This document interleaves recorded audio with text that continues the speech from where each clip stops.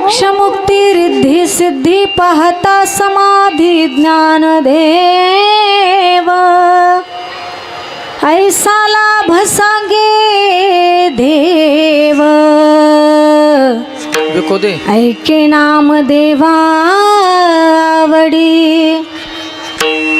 दरुशने नासी व्याधी पीडा दरुशने नासी व्याधी पीडा सवंगणा ज्ञानदेव ऐसा लाभ सांगे देव ऐके नाम देवावडी विठ्ठल विठ्ठल हरी विठ्ठला विठ्ठला विठ्ठला परम पुरुष शौर्य पांडुरंग मुरारी कमल नयन कान्हा गोपिका चित्तहारे प्रगट निकट शोभे रुक्मणी रम्यवाणी सदय धवलहासं विठ्ठलं चिन्तयामि पांडुरंग करू प्रथम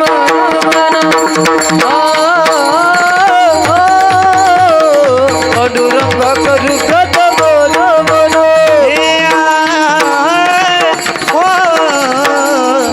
पांडुरंग करू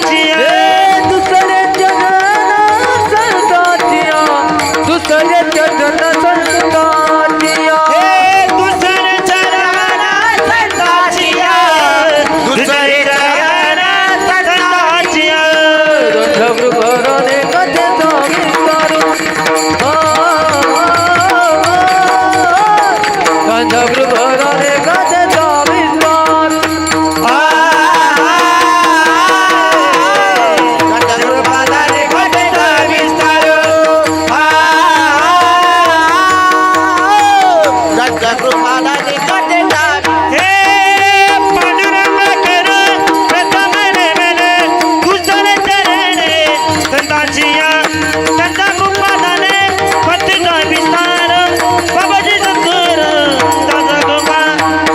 पांडुरंग करू प्रथम पांडुरंग करू प्रथम पांडुरंग करू प्रथम हरी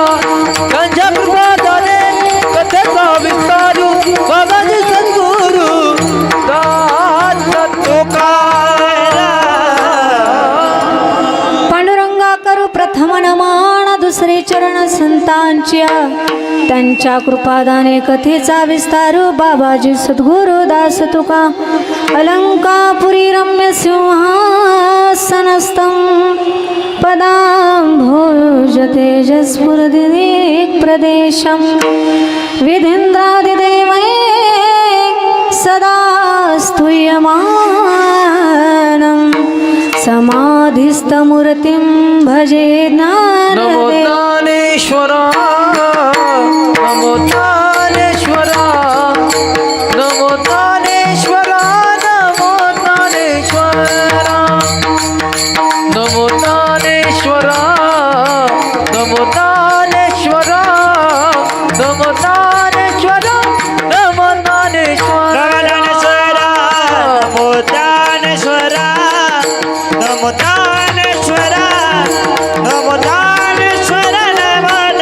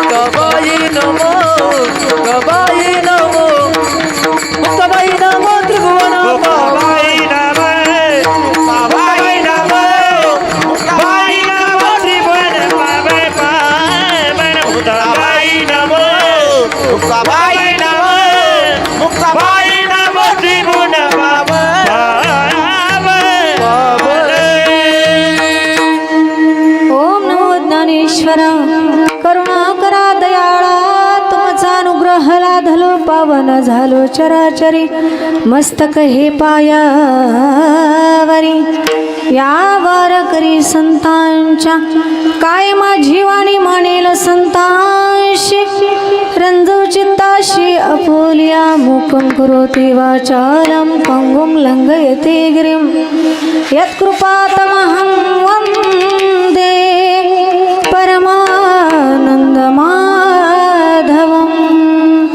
घ्यावी घ्यावी माझी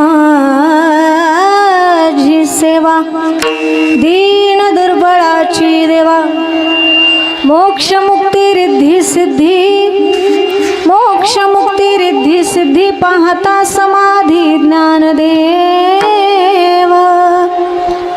ऐसा लाभ सांगे देव ऐके नामदेवावळी प्रस्तुत प्राप्तस्थळी कीर्तन निरूपण सेवेकरता निवडलेला अभंग पैठण निवासी शांती ब्रह्मनाथ बाबांचा 4 चरणाचा माऊलीच्या समाधीचं वर्णन करणारा अभंग आहे. विठ्ठल विठ्ठला विठ्ठला विठ्ठला विठ्ठला. अभंगाकडे वळण्यापूर्वी छोटासा परिहार. माऊली महावैष्णव माऊली ज्ञानोबरया कैवल्य साम्राज्य चक्रवर्ती योग्यांचे मायबाप साधकांचे यांच्या समाधी सोहळ्या उत्सवानिमित्तानं 729 वर्ष मध्ये पदार्पण होत आहे. या सोहळ्याच्या उत्सवानिमित्तानं चाललेला हा भव्य दिव्य असा अखंड हरिनाम सप्ताह. या सप्ताहातील 6ष्टम दिवसाची सेवा ही माझ्याकडे आलेली आहे. विठ्ठल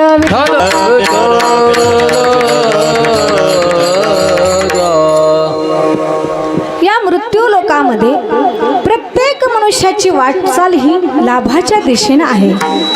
लाभ असेल तर प्रवृत्ती आणि नसेल तर निवृत्ती. प्रत्येकाला वाटतं काहीतरी लाभ असावा. जीवाला जीवाकडून लाभ हवाय, जीवाला देवाकडून लाभ हवाय आणि जीवाला संतांकडून लाभ हवाय. पण जीवाला जीवाकडून काय लाभ आहे याचं कुठे वर्णन आलेलं नाही. जीवाला देवाकडून काय लाभ हवा याचाही पुढे उल्लेख आजच्या अभंगामध्ये आलेला नाही. पण जीवाला संतांकडून काय लाभ आहे याचं आजच्या अभंगामध्ये वर्णन आलेलं आहे. विठ्ठल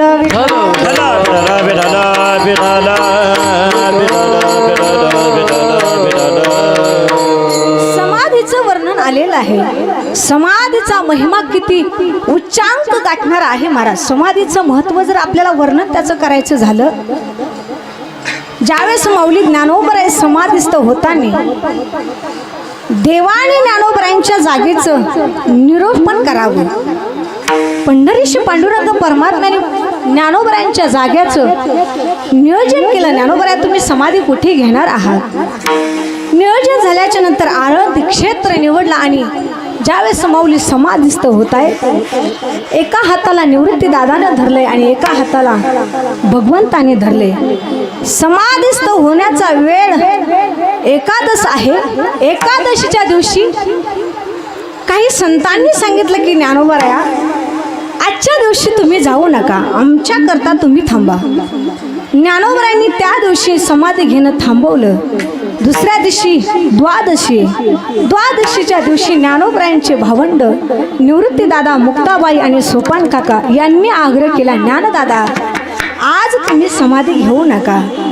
त्या दिवशी ज्ञानोबरायांची समाधी थांबली महाराज. त्रयोदशीला ज्ञानोबरायांचा काळ आला. त्या दिवशी ज्ञानोबरायांनी समाधीस्थ व्हावं असं ठरवलं आणि समाधीस्थ गेल्याच्या नंतर समाधी दिली. पंढरीश पांडुरंग परमात्म्याने ज्ञानोबरायांना निवृत्तीदादांनी ज्ञानोबरायांना समाधी दिली. समाधीला बसल्याच्या नंतर पहिलं कीर्तन ज्ञानोबरायांच्या समोर केलं ते पंढरीश पांडुरंग परमात्म्याचे निश्चिम भक्त असणारे नामदेवराय. नामदेवरायांचं कीर्तन सुरू झालं. ज्ञानोबराय समाधीस्थ. कीर्तन संपल्याबरोबर ज्ञानोबराय समाधीतून जागे झाले. दुसऱ्या दिवशी दुसऱ्या संतांचं कीर्तन आहे. ज्ञानोबराय कीर्तन होईपर्यंत समाधीस्थ असत. कीर्तन संपल्याच्या नंतर समाधी जागी व्हायची. एक एक एक एक करता 100 कीर्तन झाली संतांची. 100 संतांची कीर्तन झाली, 101 कीर्तन सुरू झालं. ज्ञानोबराय समाधीस्थ आहेत. कीर्तन संपल्याच्या नंतर ज्ञानोबराय परत समाधीस्तून जागे व्हायचे. असं करता करता 107वं कीर्तन सुरू झालं. पण निवृत्ती दादांनी नामदेवरायांनी पंढरीशी पांडुरंग परमात्म्याला प्रश्न केला की देवा 107 कीर्तन झाली आहेत ज्ञानोबरायांपुढे, असा काय प्रकार आहे की ज्ञानोबराय कीर्तन होईपर्यंत समाधीस्थ होतात आणि कीर्तन झाल्याच्या नंतर समाधीतून बाहेर येतात. देवानं सांगितलं, कुठले संत? कान्होराज महाराज पाठक. कान्होराज महाराज पाठक भगवंताने सांगितलं, जोपर्यंत कान्हो महाराज पाठकांचं कीर्तन ज्ञानोबरायांसमोर होत नाही तोपर्यंत ज्ञानोबराय समाधीस्थ होत नाही. कान्हो महाराजांना पत्र पाठवलं. महाराज कान्हो महाराज एका पिंपळाच्या झाडाखाली भगवंताचं नामस्मरण करत बसलेले होते आणि कोणीतरी शिष्य आला सांगितलं की देवानं तुम्हाला आळंदीला बोलवले. आले महाराज कान्होबा महाराज पाठक आणि कीर्तनाला सुरुवात झाली. कीर्तन झाल्याबरोबर ज्ञानोबराय त्या दिवशी समाधीस्थ झाले. तो क्षणमध्ये समाधी सोहळ्याचा क्षण. विठ्ठल विठ्ठल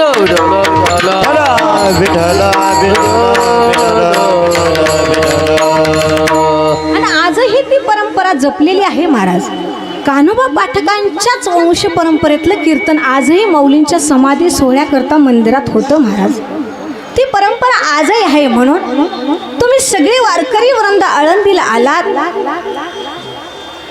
नाही येता आलं तरी चालेल, पण कोणाजवळ तरी निरोप तरी दिला पाहिजे. नुसतं आळंदीला यायचंय म्हणलं तरी महाराज त्याचं पुण्य आपल्या पदरामध्ये लाभतं. मग आळंदीला तुम्ही आलात त्याचा आनंद माऊली ज्ञानोबरायांना तर विशेष करून आहेच महाराज, पण पंढरीशी पांडुरंग परमात्म्याला त्याचा आनंद आहे. यात्रे अलंकापुरा येते ते आवडती विठ्ठला. मग देवाला तुम्ही भगवान ज्ञानोबरायांपेक्षाही देवाला तुम्ही प्रिय आहात. मग जीवाला जीवाकडून लाभ हवाय. मग या अभंगामध्ये तुम्हाला असा प्रश्न पडेल की संतांकडून आपल्याला काय लाभ आहे. पण ऐका, ज्ञानोबरायाला जाऊन जरी 728 वर्ष पूर्ण झालेली असली तर ज्ञानोबरायांच्या पाठीमागे काही गोष्टी ज्ञानोबरायांनी शिल्लक ठेवलेल्या आहेत. काय गोष्टी शिल्लक आहेत? एक ज्ञानोबरायांची कीर्ती, 2 ज्ञानोबरायांचं ज्ञान आणि 3 ज्ञानोबरायांची समाधी. ज्ञानोबरायांच्या कीर्तीनेही आपल्याला लाभ होणार आहे, ज्ञानोबरायांच्या ज्ञानानेही आपल्याला लाभ होणार आहे आणि ज्ञानोबरायांच्या समाधीचाही आपल्याला लाभ होणार आहे. पण आजच्या अभंगामध्ये विशेष करून आपल्याला ज्ञानोबरायांच्या समाधीचा लाभ होणार आहे. विठ्ठल विठ्ठल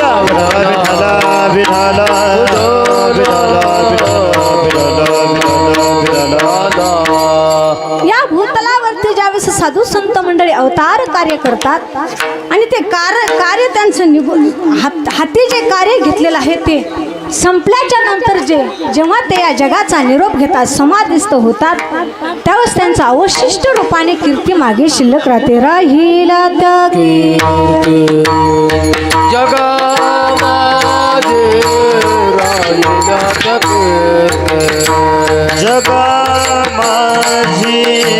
राहिला कीर्ती, जगा माझी राहिला कीर्ती. ईश्वर विभूती राहिल्या त्या कीर्ती, जगा माझी राहिल्या त्या कीर्ती, जगा माझी.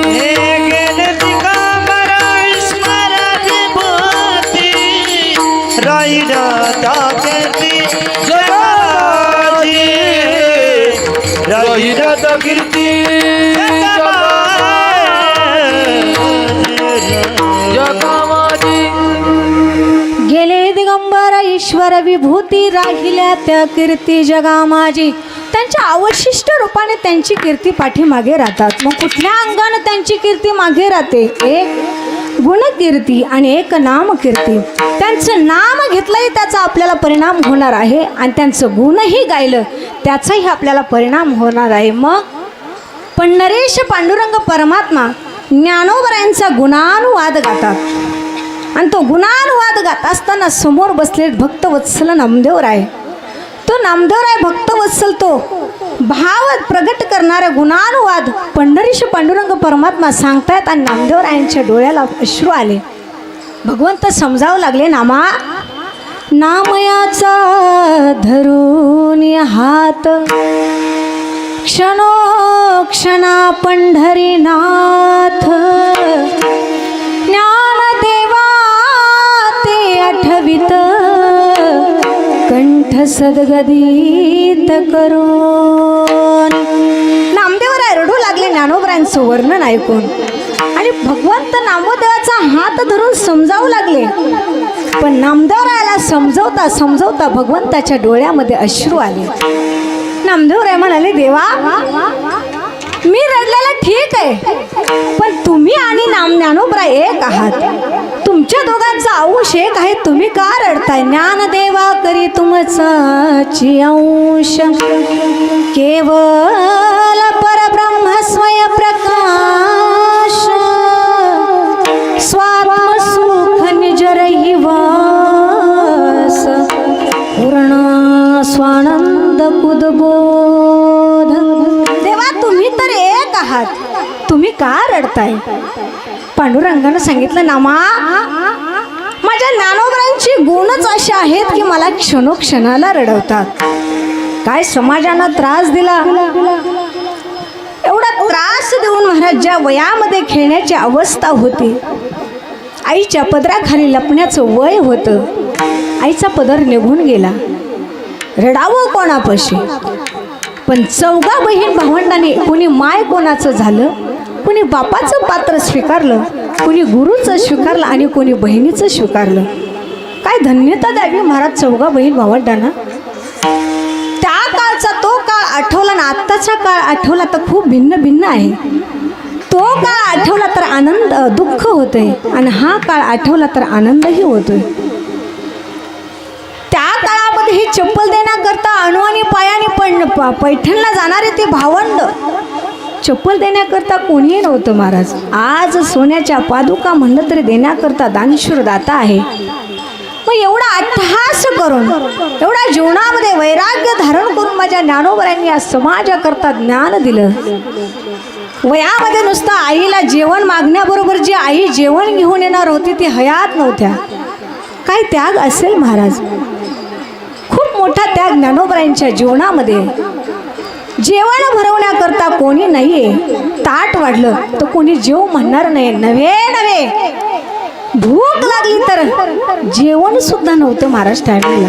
काय अवस्था होती त्यांची. पण जेवण नसून सुद्धा म्यानेतून जशी तलवार काढावी, लख लख लख लख करत जसा तिचा प्रकाश तेजमय होतो तसं रखरख त्या पोटाच्या भुकेच्या आगीतून लख लख लख लख करत निघालेलं थरथर त्या ओठावरती ज्ञानेश्वरीचं ज्ञान ज्ञानोबरायांनी समाजापुढे ठेवलं. कधी म्हणले नाही त्रास देणाऱ्याने वाचा किंवा त्रास देणाऱ्याने वाचू नका, असा कधी भेदभाव केला नाही. सगळ्यांकरता अनमोल किमतीचं ज्ञान ज्ञानोबरायांनी तुमच्या आमच्याकरता या समाजापुढे ठेवलं महाराज. काय शब्द आहेत ज्ञानोबरायांचे, साच मवाळ अमृताचे बोल आहेत महाराज. तरी से साचाने मवाळ मी तुले आणि रसाळ शब्द जैसे कल्होळ अमृताचे. ते ज्ञान तुमच्या आमच्या समोर ज्ञानोबरायांनी ठेवलं महाराज. मग ते ज्ञान कुठल्या प्रकारचं? ज्ञानेश्वरी आहे महाराज. ज्ञानेश्वरीचं वर्णन करताना माझे जनाबाई महाराज म्हणतात, वाचावी ज्ञानेश्वरी डोळा पाहावी पंढरी वाचेल जो कोणी जनिताशी लोटांगरी. जनाबाई महाराज ते ज्ञानेश्वरीची ओवी वाचणाऱ्याच्या चरणावरती लोटांगण घालायला तयार आहे. ते ज्ञान माऊलींनी जगा माझ्या पाठीमागे ठेवलं महाराज. नामा म्हणे देवा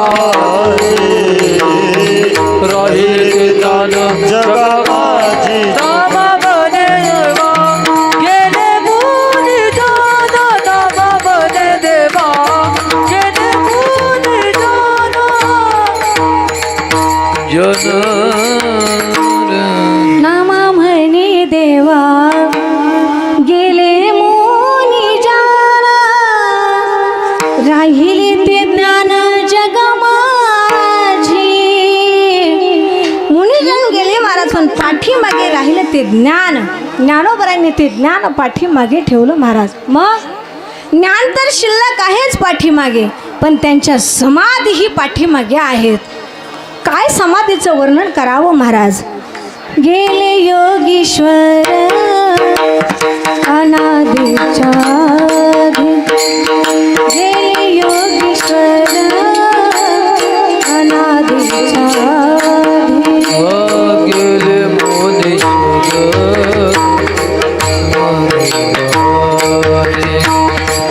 गेले योगीश्वर गेले योगीश्वर अनादिच्या आधी. गेले योगीश्वर अनादिच्या आधी. गेले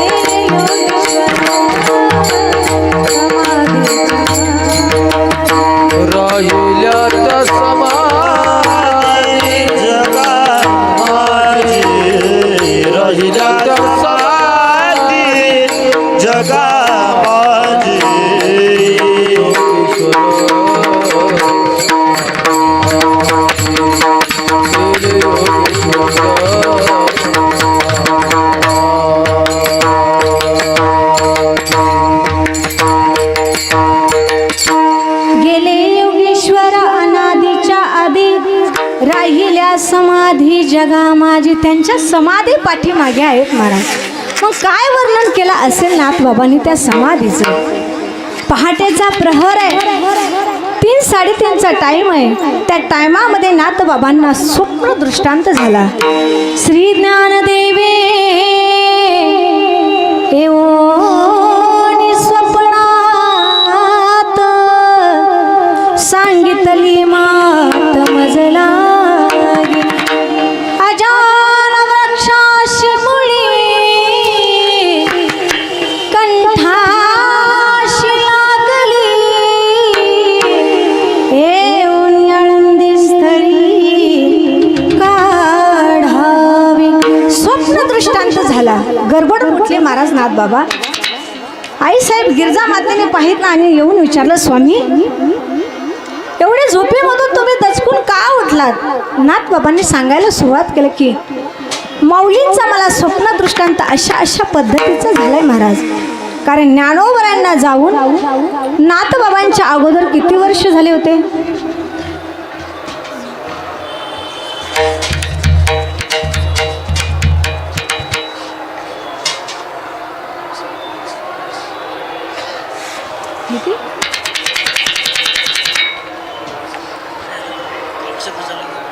ज्ञानोबरांना आपलं नाथ बाबांच्या अगोदर ज्ञानोबराय समाधीस्थ झालेले होते. त्यांना जाऊन अनेक वर्ष पूर्ण झाली होती.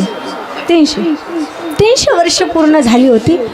पण तरीही ज्ञानोबरांनी नाथ बाबांना त्या योग्यतेचं समजावं. स्वप्न दृष्टांत झाल्याबरोबर काही गिरजा मातेला सांगितलं मला आळंदीला गेलं पाहिजे. या स्वप्न दृष्टांतामागे काहीतरी मोठं कारण असावं.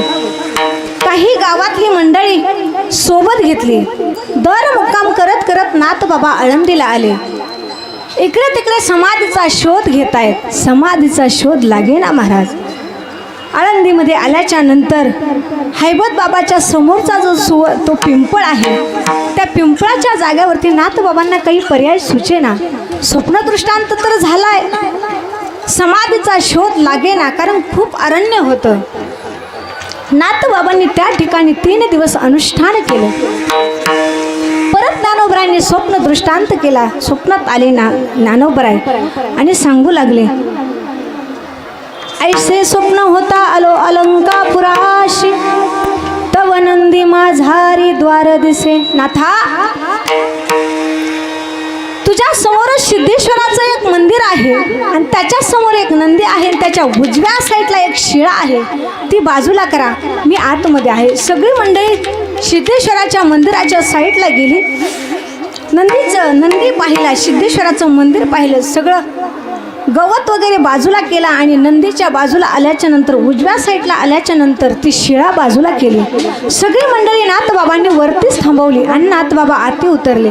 आत उतरल्याच्या नंतर जी सोबत आलेली मंडळी होती त्या मंडळीचं 3 दिवस ज्ञानोबरायांनी वाण्याच्या रूपामध्ये सांभाळ केला. ज्ञानदेव झाले वाणी, आले सामुग्री घेऊन, खाण्यापिण्याची सोय प्रत्यक्ष ज्ञानोबरायांनी वाण्याच्या रूपामध्ये त्या मंडळीची केली. नाथबाबा आत गेल्याच्या नंतर सगळ्या चिखलाचा गाळ साचलेला ज्ञानोबरायांच्या भोवताली सगळा मातीचं वारूळ तयार झालेलं आहे. सगळ्या जाळ्या वगैरे नाथबाबा सारत सारत सारत सारत ज्ञानोबरायांपर्यंत पोहोचले आणि ते सगळं बाजूला करत असताना लख प्रकाश पडला. त्या लख प्रकाशामध्ये नाथबाबांना ज्ञानोबरायांचं स्वरूप दिसलं. महाराज, काय स्वरूप होतं नाथबाबा ज्ञानोबरायांचं? दिव्य तेज पुंज मदनाचा पुतळा, परब्रह्म केवळ बोलत असे. दिव्य तेज पुंज मदनाचा पुतळा, तो दिव्य तेज पुंज मदनाचा पुतळा नाथबाबांनी पाहिला. मन भारावून गेलं. ज्ञानोबरायांच्या समाधीवरती मस्तक ठेवलं आणि आपल्या अनंत जन्माचं पुण्य असल्यासारखं नाथबाबाला भास झाला. एका जनार्दनी पूर्व पुण्य फळले, एका जनार्दनी पूर्व पुण्य फळले, एक जनार्दनी पूर्व पुण्य फळले, एक जनार्दनी पूर्व पुण्य फळले, एका जनार्दनी पूर्व पुण्य फळले, एका जनार्दनी पूर्व पुण्य फळले. एक जनार्दनी पूर्व पुण्य फळले, एक जनार्दनी पूर्व पुण्य फळले. श्री गुरु भेटले ज्ञानदेव, श्री गुरु भेटले ज्ञानदेव, श्री गुरु गुरु भेटले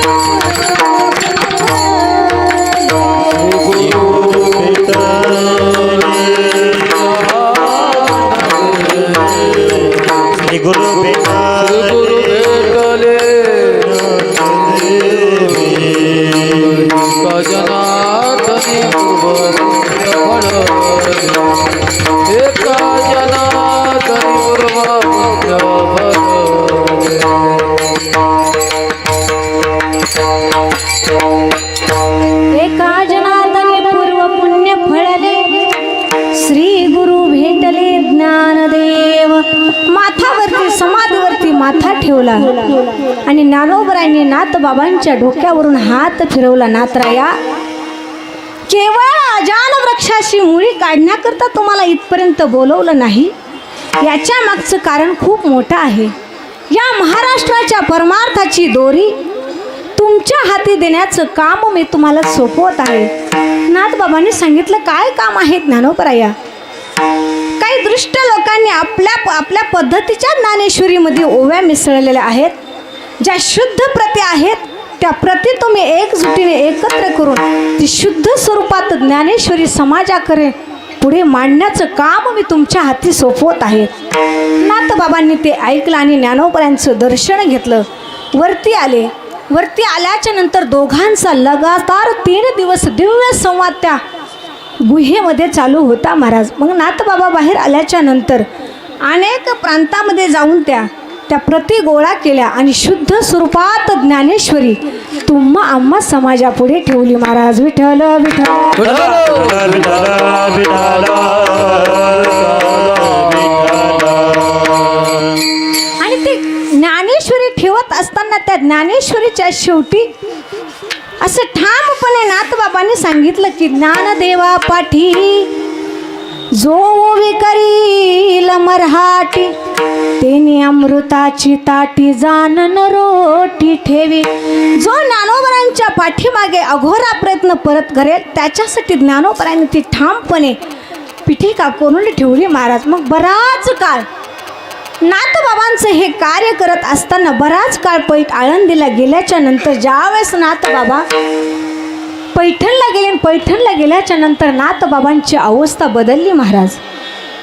विठ्ठल विठ्ठल विठ्ठल विठ्ठल म्हणणारे नाथबाबा माऊली माऊली माऊली माऊली म्हणायला लागले. साधकांना प्रश्न केला, नाथबाबा तुम्ही विठ्ठल विठ्ठल विठ्ठल म्हणणारे रोज भजनामध्ये विरक्त असणारे आज तुम्ही माऊली माऊली माऊली करताय, याच्या पाठीमागचं कारण काय? नाथबाबांनी सांगितलं याची कळना करता तुम्हाला आळंदीला जावं लागेल आणि आळंदीला गेल्याच्या नंतर माऊलींच्या चरणावरती माऊलींच्या समाधीवरती तुम्हाला मस्तक ठेवावं लागेल आणि मस्तक ठेवल्याच्या नंतर तिथं मस्तक ठेवल्याच्या नंतर माणसाला सगळं काही परमानंद मिळाल्याची अनुभूती अभंगाच्या प्रथम चरण.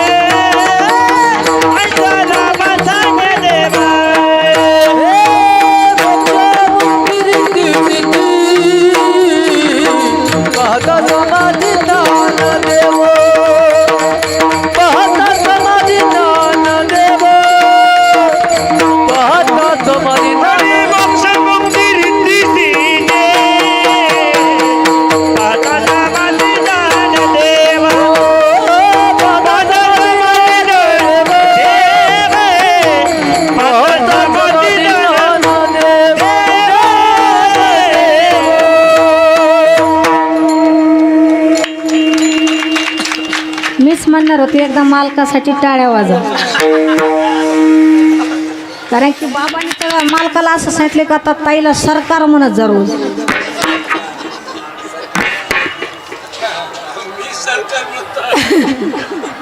सकाळी महाराजांना म्हणले की आता त्या तुम्हाला मालक म्हणते तुम्ही सरकार म्हणत जा. सरकार कुठे गेले, सरकार कुठे गेले. नाही ते आलेलं सरकार ढासळायचं नाही का. हाय ते बरोबर आहे महाराज. मोक्ष मुक्ती रिद्धी सिद्धी पाहता समाधी ज्ञानदेव. आळंदीला गेल्याच्या नंतर नुसतं माऊलींच्या समाधीकडे पाहिलं तरी महाराज मुक्ती मिळते, मोक्ष मिळतो, रिद्धी सिद्धी प्राप्त होते. कुठं काही मागायची गरज नाही. नुसती माऊलींची समाधी न्याहाळली तरीच मुक्ती मिळते महाराज, मोक्ष मिळतो. धन्य धन्य धरातळी जो या ते दृष्टीने हाळी तो वाहात येईल टाळी वैकुंठ भुवनाशी. नुसती माऊलींची समाधी न्याहाळलं तरी मोक्ष मिळतो. ज्ञानोबरांचं दर्शन घेतलं तरी मोक्ष मिळतो. नव्हे नव्हे संतांना नुसतं आलिंगन दिलं तरी मोक्ष मिळतो. आलिंगन घडे मोक्ष सायुजता जोडे, मोक्ष सायुजता जोडे, मोक्ष सायुजता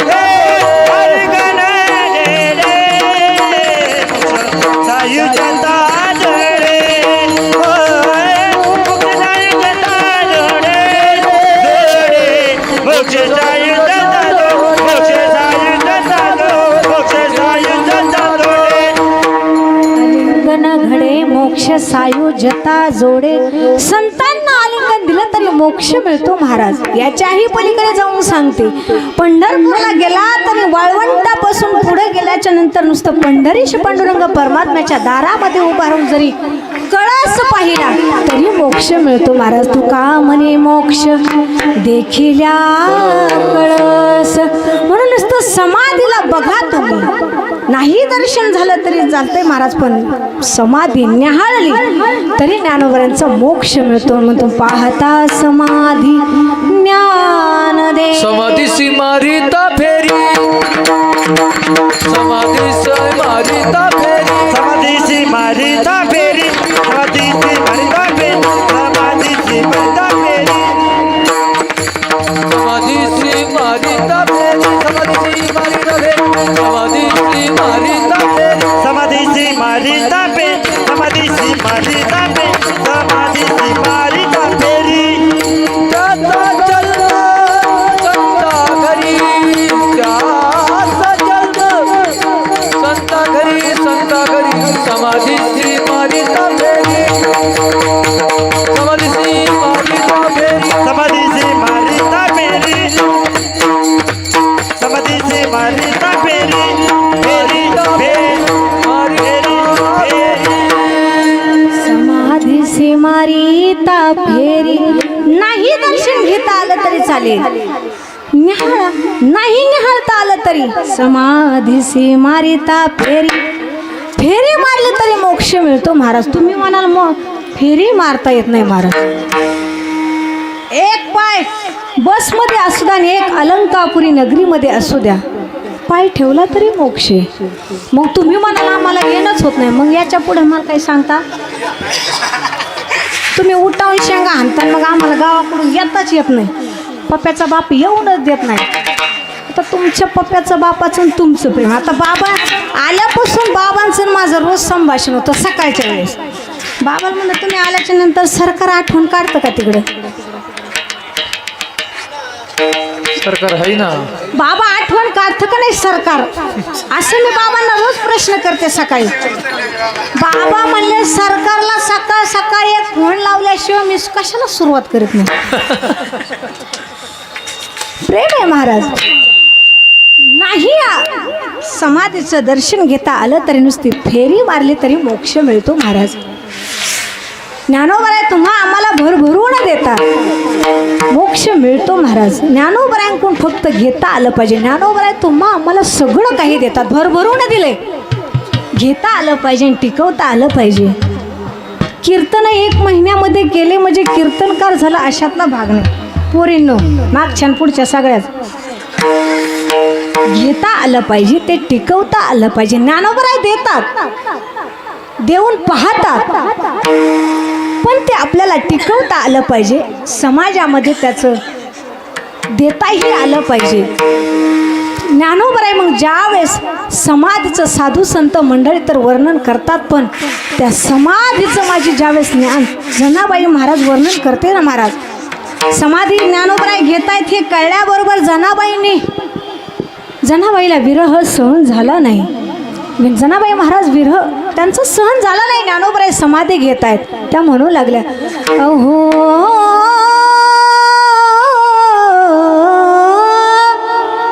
सखी साजनी, अहो सखी साजनी, ज्ञानाबाई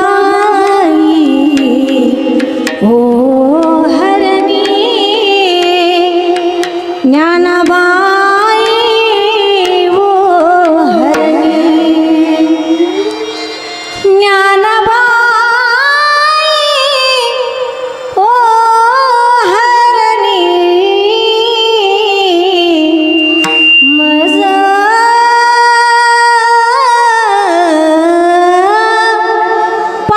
पाडसाची माय. जनाबाई महाराजांना विरह सहन झाला नाही. महाराज जनाबाई महाराज ज्ञानोबरायांना जशी गाय वासराला आपल्या कुशीमध्ये घेते, ज्ञानोबरायांना कोणी कुशीमध्ये घेतलं नाही, कुणाचा पदर मिळाला नाही, पण ज्ञानोबराय या जगाची आई झाली. महाराज कोणी घेतलं नाही. मग नामदेवरांना नाथबाबांना लोकांनी प्रश्न केला की नाथबाबा, मोक्ष मिळतो म्हणतात, मुक्ती मिळते, रिद्धी सिद्धी. नाथबाबा म्हणू लागले, सच्चिदानंद बाबांना जिवंत मेलेलं जिवंत केलं, हे रिद्धी सिद्धीनेच ज्ञानोबरायांनी प्राप्त केलं. म्हणून मोक्ष मुक्ती रिद्धी सिद्धी सर्व काही ज्ञानोबरायांच्या समाधीच्या पाहिल्यानंतर मिळतं. महाराज मग नाथबाबांना लोकांनी प्रश्न केला की नाथबाबा हे तुम्ही सांगताय की अजून दुसरं कोणी सांगते? अभंगाचं द्वितीय चरण. आई सलाप सांगे देवा, आई सलाप सांगे देवा, आई सलाप सांगे देवा, देवा आई सलाप सांगे देवा, ऐसा लाभ सांगे देवा, ऐसा लाभ सांगे देवा, ऐसा लाभ सांगे देवा, ऐसा लाभ सांगे देवा. आई सलाप सांगे देवा, देवा आई सलाप सांगे देवा, आई सलाप सांगे देवा, आई सलाप सांगे देवा. ओ ऐसा लाभ सांगे देवा, ऐसा लाभ सांगे देवा, ऐसा लाभ सांगे देवा, ऐसा लाभ सांगे देवा.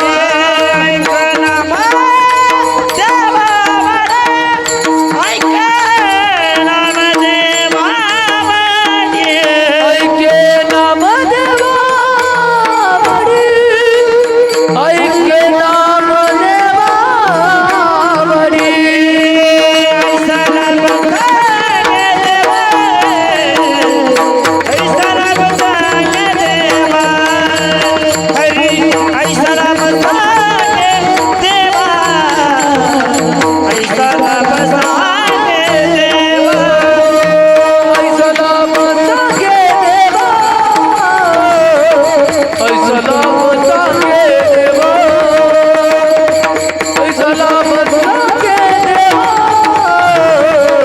ऐसा लाभ सांगे देवा, सांगे देवा.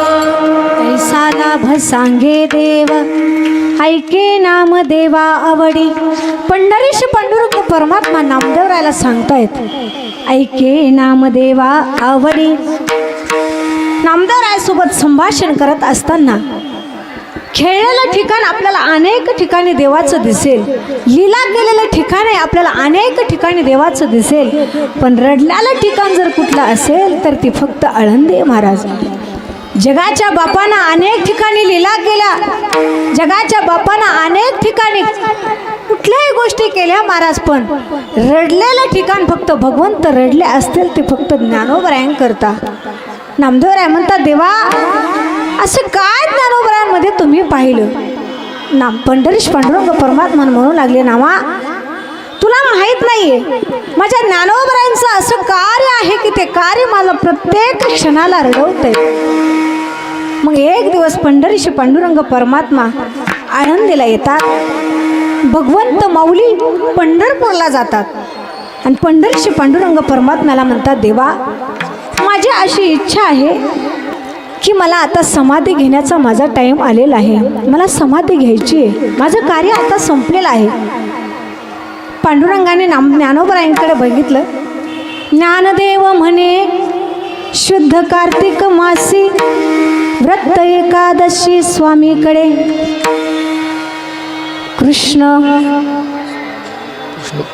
कृष्ण पक्षी व्रत हरिदिनी पूर्ण मागितला मान ज्ञानदेवे. आणि पांडुरंगाने स्मित हास्य केलं महाराज. पांडुरंग परमात्मा हसले. पांडुरंग प्रसन्नपणे दिदले देणे या ज्ञाना. पंढरीश पांडुरंग परमात्म्याने स्मित हास्य केल्याने ज्ञानोबरायांना ते वरदान दिलं महाराज की कार्तिक मासातील वारी भगवंत तुमच्याकडे देवा आणि वद्य वारी ही माझ्याकडे. हे मागणं मागितलं पांडुरंगाने ते प्रसन्नपणे देऊन टाकलं. याच्याही पुढे पंढरीश पांडुरंग परमात्म्याने ज्ञानोबरांना जो अधिकार दिला देव म्हणे जववरी धरा तुमची समाधी राहे स्थिरा. ठामपणे सांगितलं की जोपर्यंत तुमची समाधी आहे तोपर्यंतच पृथ्वी आहे. एवढा मोठा मान पंढरीश पांडुरंग परमात्म्याने ज्ञानोबरांना देऊन टाकला महाराज. मग हे वर्णन समोर बसून आई रुक्मिणी आई साहेब ते वर्णन ऐकत होत्या. नामदेवरायाला पंढरीश पांडुरंग परमात्मे वर्णन सांगत होते आणि आई साहेब समोर बसून ऐकत होत्या. देव म्हणती रुक्मिणी हाची योगी देखिला नयनी हेची ज्ञान संजीवनी जान त्रैलोक्याचे धन्य धन्य धरातरी जोयात दृष्टी न्याहाळी तो वाहात येईल टाळी वैकुंठ भुवनासी. सांगू लागल्या आणि आई साहेब म्हणू लागल्या शेवटचं प्रमाण.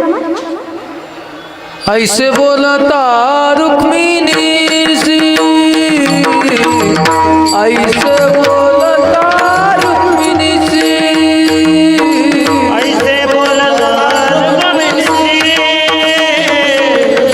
ऐसे बोलता रुक्मिणी प्रेम वसत देवाची प्रेम वसत देवाची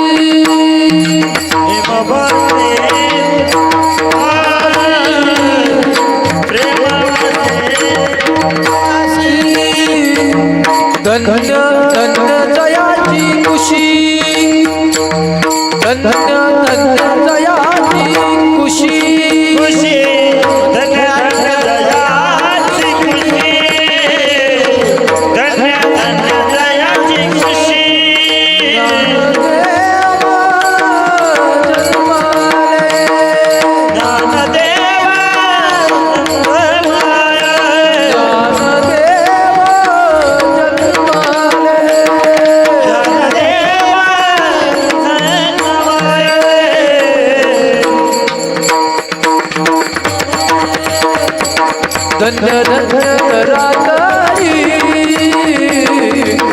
धन्य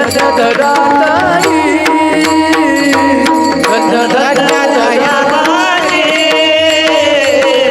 धन्य धन्य दयाबाई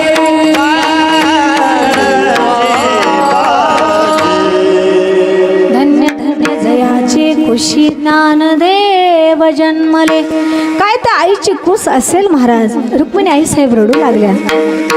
धन्यता दिली रुक्मिणी आई साहेबांच्या कुशीला असा पुत्र होण्याकरता की ज्याचे कुशीत ज्ञानदेव जन्मले. आणि आत्ताचं पाहायला गेलं तर महाराज ज्ञानेश्वर महाराज तर सोडाच, साधा वारकरीही जन्माला येत नाही. महिला मंडळ मला सांगा, बाई दिसायला स्मार्ट पाहिजे का विचाराला? दिसायला बघा आता आहे का तुमचं वर्णन करते. बाई विचाराला श्रेष्ठ पाहिजे की दिसायला श्रेष्ठ पाहिजे? दिसायला विचाराने. आपण विचार श्रेष्ठ ठेवले तर ज्ञानोबा तुकोबा जन्माला येतील महाराज. पण महिला मंडळ विचारच करत नाही. सासूची एक मालिका, सासऱ्याची एक, सुनाची तिसरी. तिघाची भांडण, तिघाच्या भांडणामध्ये टीव्ही बंद. तिघा बाजूला जाते तर नातू येतून कार्टून लावून बसवतो. मग सून कुठून तरी ते मॅगी आली बघा, कुठून तरी मॅगी आणून पोरा पुढं मांडते. मॅगी सारखे लेकर होते. माझे लेकर नाही बरं का, मी त्यांना खाऊ घालते. विचार जर आपण श्रेष्ठ ठेवले, आपण कधी विचार केलाय का कौशल्या मातेने प्रभू रामचंद्रांना काय शिकवलं असेल? देवकी यशोदानं भगवान श्रीकृष्ण परमात्म्याला काय शिकवल्या असतील? माझी जाऊ आई साहेबांना छत्रपती शिवाजी महाराजांना कुठलं ज्ञान शिकवलं असेल? रुक्मिणी आई साहेबांना ज्ञानोदरायच करता कुठलं प्रायश्चित्त केलं असेल? जेव्हा जेव्हा आपण हा विचार करू ना, त्या वेळेस घरातल्या महिलेला, ज्या महिलेला कौशल्या कळाली तिला राम कळाला, ज्या महिलेला देवकी यशोदा कळाली तिला कृष्ण कळाला, ज्या मातेला रुक्मिणी आई साहेब कळाली तिला ज्ञानोबा तुकोबा कळाले, आणि ज्या आईला जिजाऊ आई साहेब कळाली तिला छत्रपती शिवाजी महाराज कळाले. याच्याकरता महिलांचे विचार श्रेष्ठ असले पाहिजेत, तेव्हाच ज्ञानोबा तुकोबा कुठे जन्माला येतील महाराज.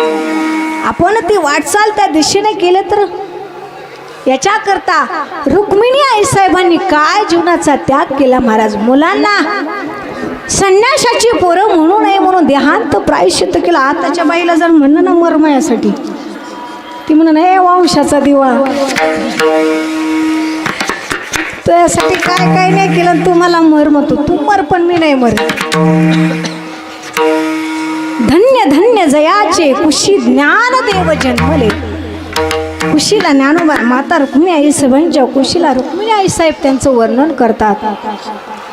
मग त्यांचं वर्णन तर केलेलं आहे महाराज. मग आपल्याला नामदेवराय वर्णन करतात. पंढरशी पांडुरंग परमात्मा ऐकता सांगतात, ऐके नामदेवा आवडी. आणि मग त्यांच्या दर्शनाने काय होतं? अभंगाच्या 3ऱ्या चरणामध्ये दर्शन नाचे गादी पीडा, दर्शन नाचे गादी पीडा, दर्शन नाचे गादी पीडा, दर्शन नाचे गादी पीडा, दर्शन नाचे गादी पीडा, दर्शन नाचे गादी पीडा.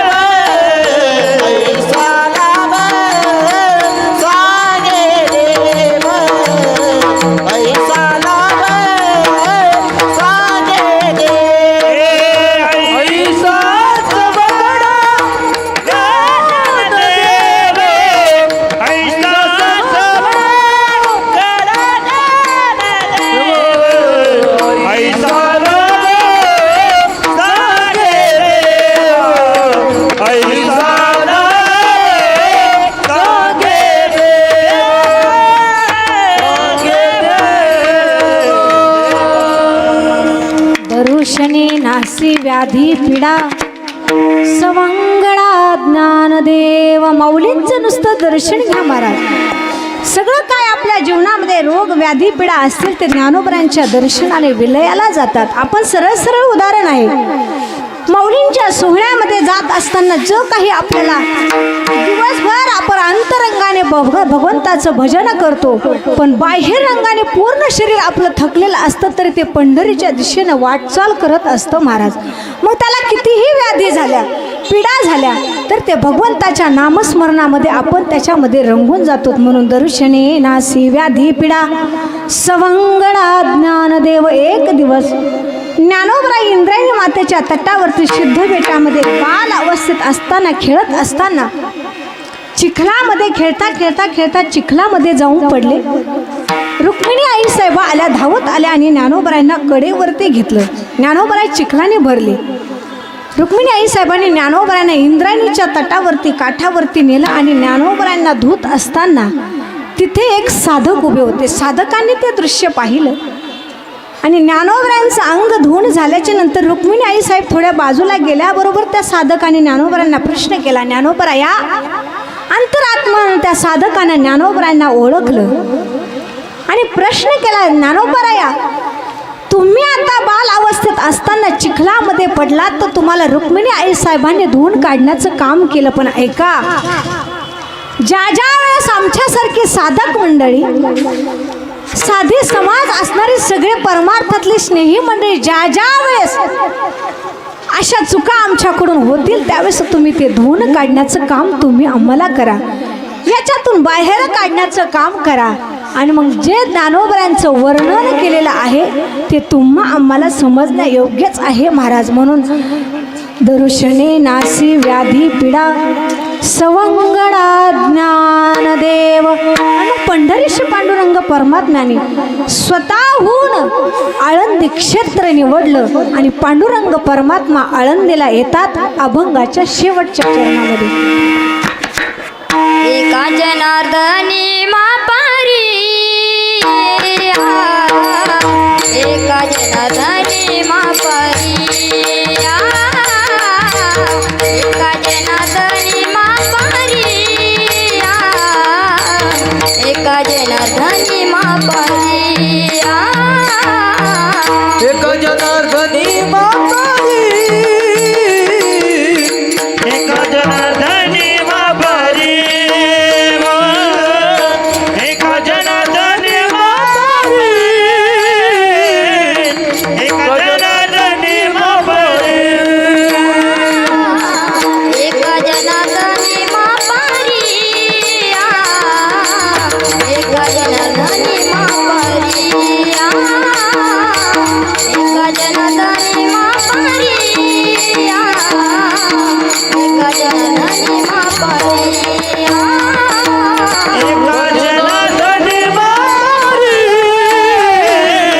एका जनार्दनी मापारी, एक जनार्दनी मापारी,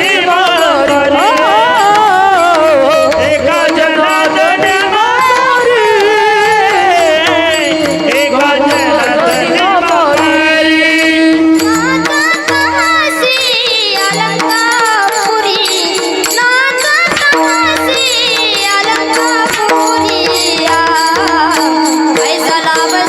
एक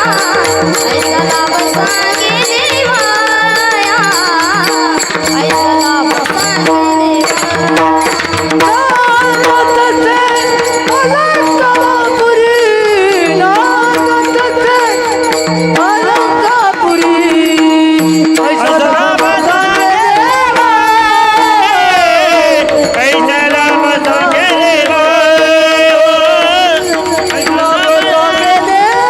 जनार्दनी मापारी.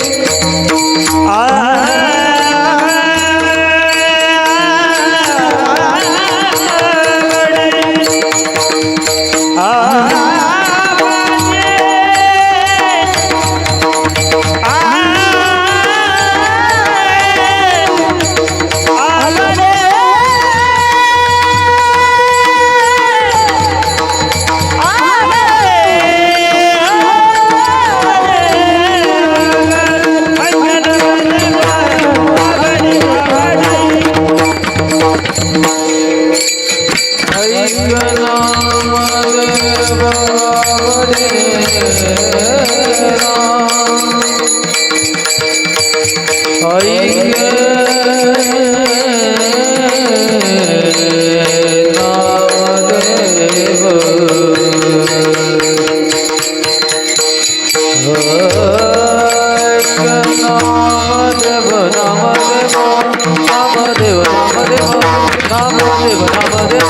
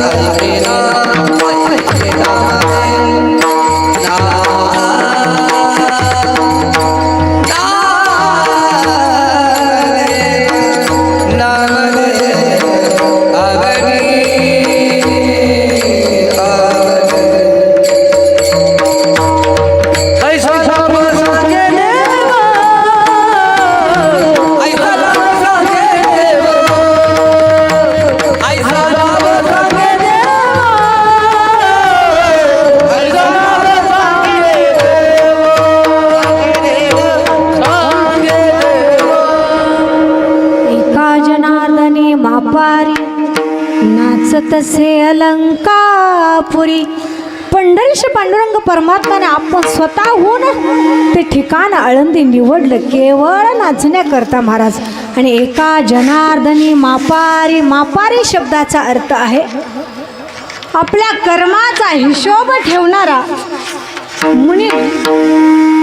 सगळा खर्च झालेला माप ठेवणारा तो मुनीम असतो, तसा आपल्या सगळ्या कर्माचं मोजमाप ठेवणारा पंढरीश पांडुरंग परमात्मा म्हणजे एका जनार्दनी मापारी नाचतसे अलंकापुरी. आणि म्हणून ऐसा लाभ सांगे